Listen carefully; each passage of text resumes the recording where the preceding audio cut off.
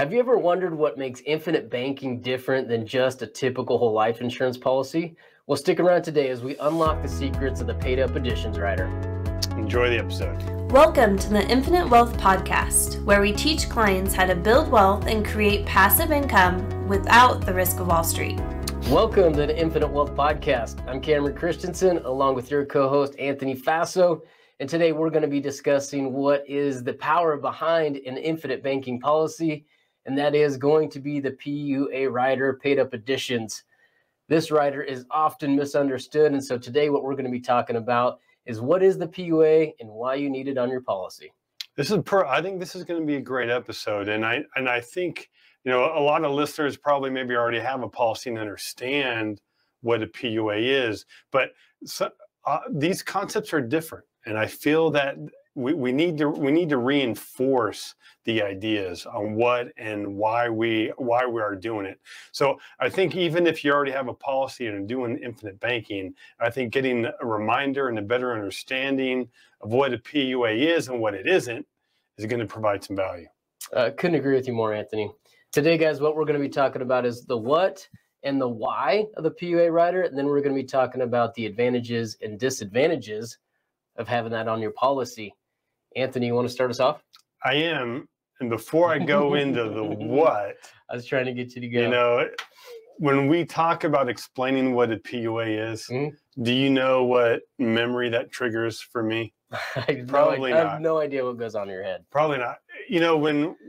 When we first started out and I took you under my wing and we kind of went, to learn infinite banking back then, we had to travel. Right. And we had to go to these conferences. And I remember, we had went to an IBC. It wasn't part of the think tank, but we call it the mastermind, where a lot of the top IBC guys would meet and kind of share ideas. And I remember one time, I don't know who came to the door. I think it was Dick Dykeman, but and I don't even know why he came to our door, but there was a knock on our door and you and me were sharing rooms.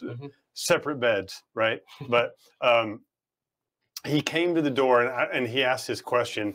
And as I was shutting the door, I kind of slow played it. And I kind of let the door hang open for a little bit. And I talked real loud, but and then I waited until I was just shutting. I'm like, Cameron, as I was saying, a PUA is a paid up additions rider. So all that guy heard when he left is that here I am teaching infinite banking and what a PUA is to Cameron. So that's why I'm super excited. Do you remember that? No, I don't remember that at all. I do. It's kind of one of the, I've had some good zingers. That was one of my favorites. So let's talk about what a PUA is. Now, PUA is short for paid up additions rider. So a rider is something that's added to a policy, and a PUA can only be added to a paid up to a whole life policy. Now, one thing that is unique about this PUA, and if we step back and kind of look at whole life and kind of the different ways that we can design them, or maybe even the different lengths of payments. Cameron, if we had laid out all of the different whole life policies, paid to 121 or a 10 pay or 65 or whatever, which one is the most efficient? A single premium.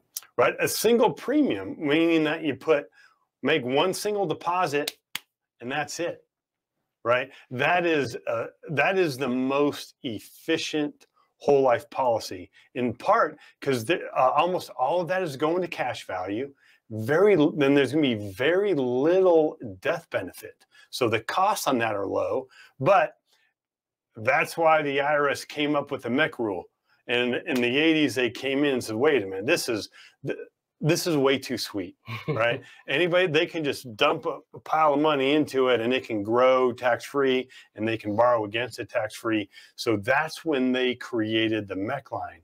But if we really step back, a PUA is a single premium whole life policy. It's just attached to an existing whole life policy. And that single premium, what that's going to do is it creates its own death benefit, creates additional cash value and additional dividends.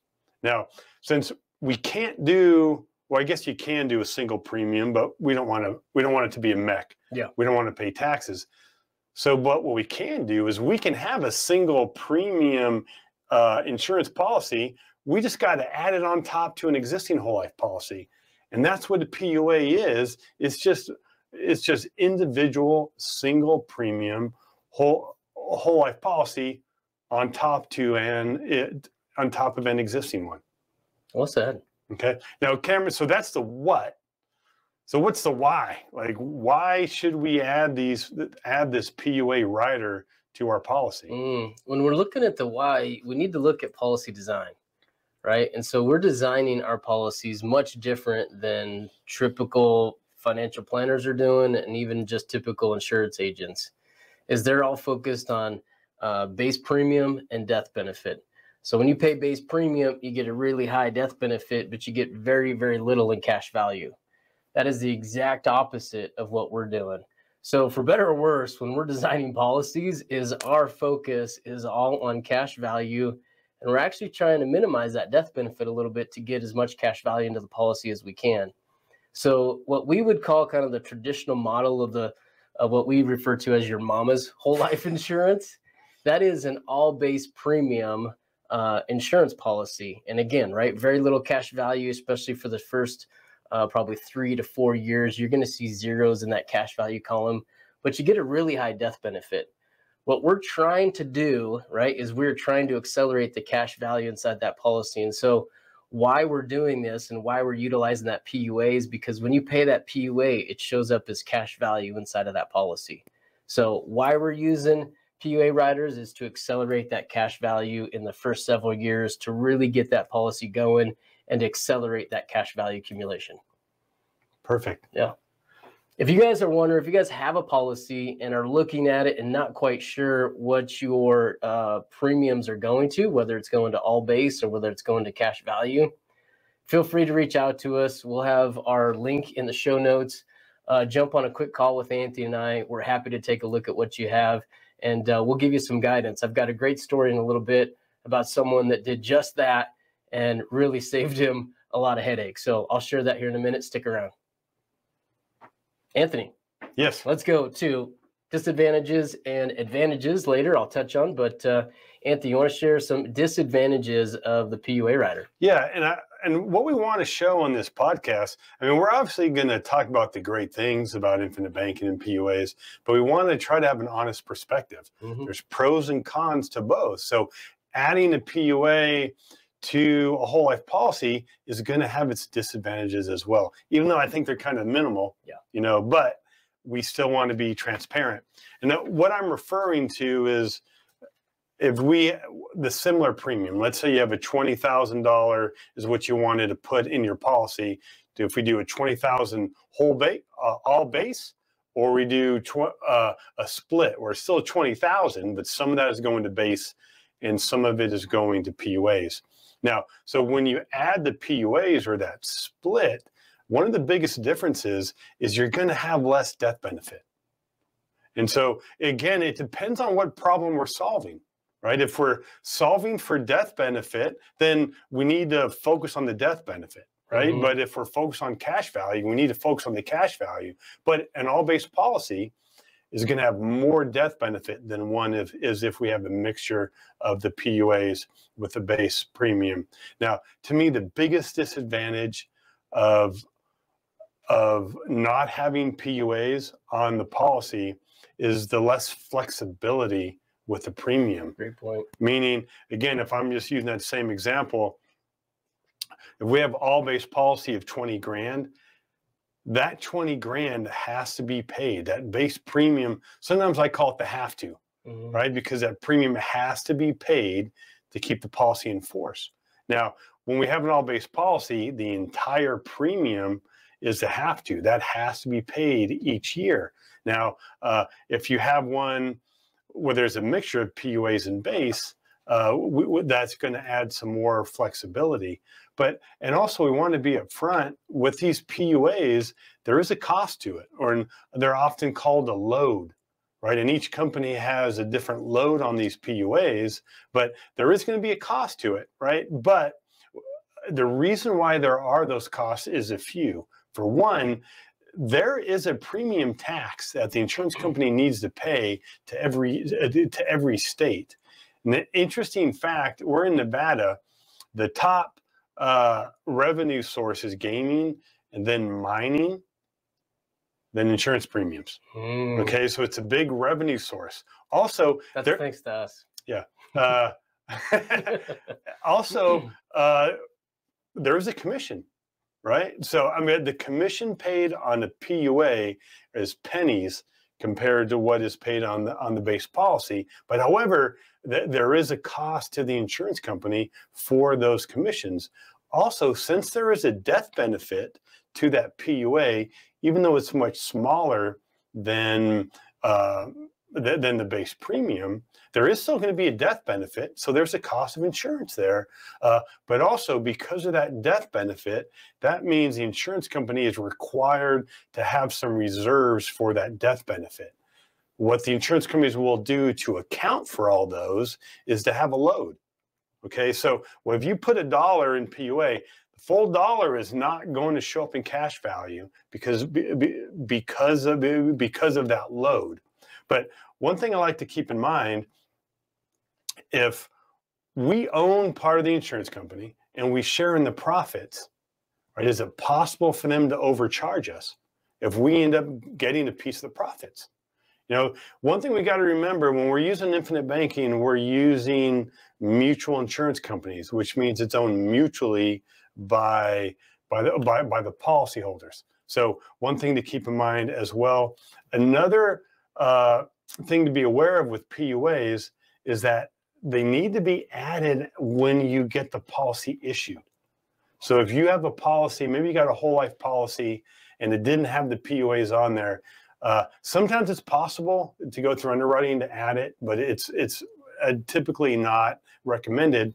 But we need to make sure that that PUA is going to be on there from day one. Now, so there's disadvantages, but there's also a lot of advantages for having PUAs. Cameron, you want to share some of those? Yeah, absolutely. A lot of the advantages are going to be the opposite of what Anthony just listed here, but I've got a couple extra that not a lot of people consider when they're looking at PUAs. Obviously, the advantages of adding the PUA to a policy, number one is going to be early cash value, right? So we get immediate cash value that's going to be available for us to turn around and borrow. Like Anthony mentioned, that PUA, in our opinion, is the most efficient type of premium if you can design it right up to that MEC line without actually creating a MEC. So that's one of the most efficient ways that you can design a policy for cash value. The third point that I would make here is the PUA on this type of design is where you're going to find all of the flexibility.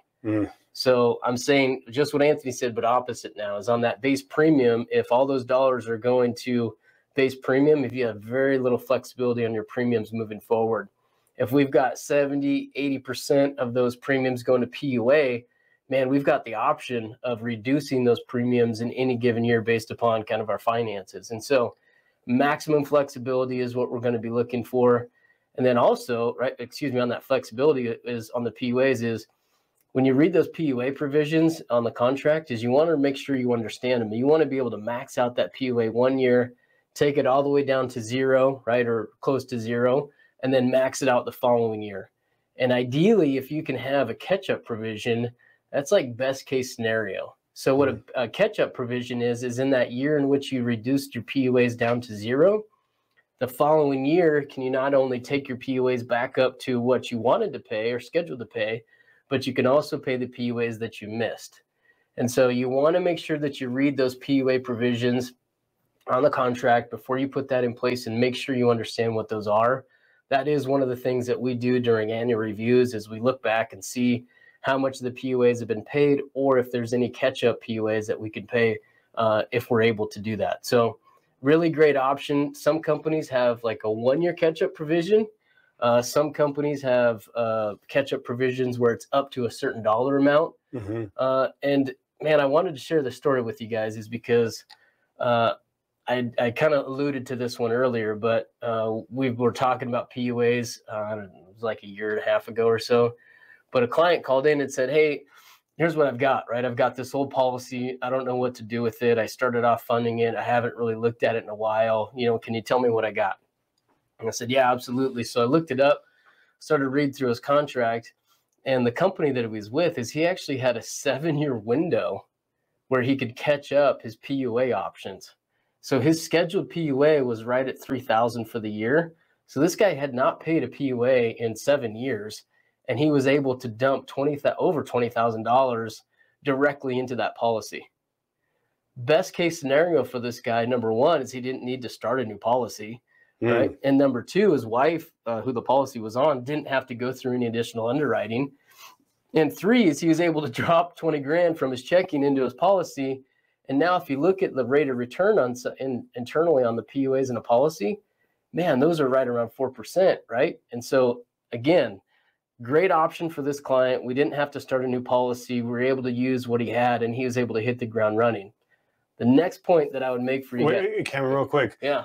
Just to clarify, somebody called in who's not a client, and they had an existing whole life policy. So instead of selling them a new one and you getting paid on a new policy, you showed him how he could turn the policy that he did have into an infinite banking policy.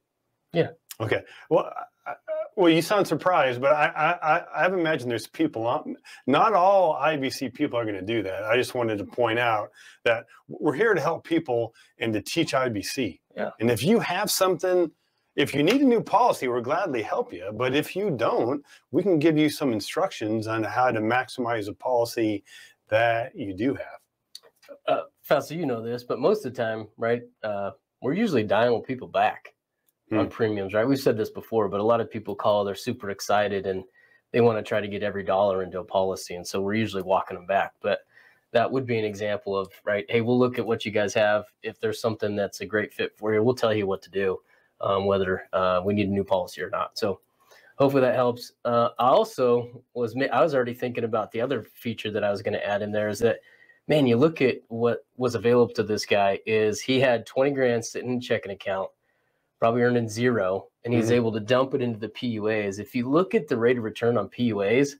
I ran an illustration before. I'm scared to tell you guys the numbers because I don't want you guys to call me up, right? But we get a great rate of return just on the PUAs. And if we just conservatively assume 4%, man, that's 4% tax-free. So now this guy has 20 grand earning 4% tax-free. And if you look at his tax bracket, that's like earning 6 to almost 7% just in some sort of investment account. So as your tax rates increase, PUA should be a place that you guys should be looking to stash cash because it's growing tax-free. Really, really good option for a place to put cash for you guys. The last one that I was going to state here was that PUAs are a savior for someone with a rated policy. The reason for that is because, again, we got two parts to a policy. Cameron, define rated policy? Yeah. So sometimes somebody comes in, maybe they're a smoker, right? Somebody comes in and they smoke, and the insurance company will give them a standard smoker rating. All that means is there's an additional cost for their health on that insurance that they're buying. And so when somebody comes in, there's two parts of the policy, the base premium and the PUA. The base premium is what's going to be rated. So that means that if somebody is rated as a smoker, right, they have an additional cost on that base premium, whereas the PUAs, they go into the policy as a standard rate. So whether you're preferred or whether you're substandard, that PUA is going to grow regardless of what that rating is. And so that really is a bigger benefit to individuals that come in as a rated policy. So great option for somebody that is rated or substandard, be able to kind of come in, max out those PUAs and still get great growth on their policies. The other one, last point that I have written down here is it increases your death benefit without any additional underwriting. Kind of the same thing Anthony said before is when you get that policy issued is you need to get underwritten for your PUAs. That doesn't mean that you have to pay those because of the flexibility that's in there, but you do want to get underwritten for the max amount of PUAs that you can put in there. And when you do that, what that does is that does increase your death benefit just slightly. So now we've got more death benefit, which contributes to dividends, which contributes to the accumulation of cash value in the policy. Well done, Cameron. Thanks. You know, I want to make a couple notes here. When you'd mentioned of the flexibility, right? One of the, you know, whatever your premium that you decide, odds are there's gonna be a cash flow crunch, you know, at some point in your life, and you may not be able to make the full premium, but maybe you can make half of it. That PUA is optional, which sometimes I call that the want to. Okay, but one thing we need to look at, some carriers only allow you to make that change on the anniversary of your policy, and others allow you to do that at any point. And so also you'd mentioned the catch-up provision. A lot of those are going to be different depending on the company. And oftentimes people focus so much on the cash value and the policy. We also need to take into account the flexibility of the PUAs as far as when you can add them and turn them off, and what the catch-up provision is. For example, the individual who you would help with that 7-year catch-up, if that insurance company didn't have it, they would have ended up having to start a whole new policy and start up with that slow start again. So there's some advantages there. And also one little interesting thing, this little nerd thing that I think you're of course enjoy. I was preparing for this. I calculated what the death benefit is per dollar for a PUA versus a base premium. So I did a 40-year-old at standard, and for $1, he has $1 of base premium. He has $65 of death benefit. So okay, let's just say 65 to 1. On the PUA, it's 3 to 1. Mm-hmm. So that's another reason why it's so efficient, because the cost and the risk of the insurance company is going to be less. Great point, nerd. You're welcome. Guys, I hope you guys enjoyed this episode, right? We wanted to peel back the curtain a little bit just on the PUA rider, so you guys have a good idea whether you have a policy or you're just looking at this. There's disadvantages and advantages to everything, but really when you look at design overall, you cannot assign a finite value to the cost of the PUA rider, right, or the age of the rating. You need to still look at the policy in its entirety to make sure it's a good fit for you. But man, the PUAs, the way that we use them, are going to be the powerhouse to cash value accumulation early on in this policy. So hope that is able to help you guys. You know, because of the PUA, that's what makes our design not only different for cash value, but also different when people are concerned about their age and their health. You had mentioned about the health, but also we did a podcast a while back comparing a 20-year-old, 40-year-old, and 60-year-old with the same premium. And at the beginning of year one, the 60-year-old had more cash value. Mm-hmm. And the reason being is the design wasn't for the death benefit, but it was because the cash value, and because we have these PUAs, your health and age makes a much smaller impact than most people believe. And I would like to close this podcast by saying, Cameron, a PUA is a paid up addition. Go make it a fantastic day. Yeah, take care, guys. If you like this video, I know you will like this one. And if you want to learn more how investors use infinite banking to increase their returns and lower their taxes, check this out. If you want to see if infinite banking is for you and have some questions, hop on a discovery call with one of our coaches. You can find the link for that in the description below.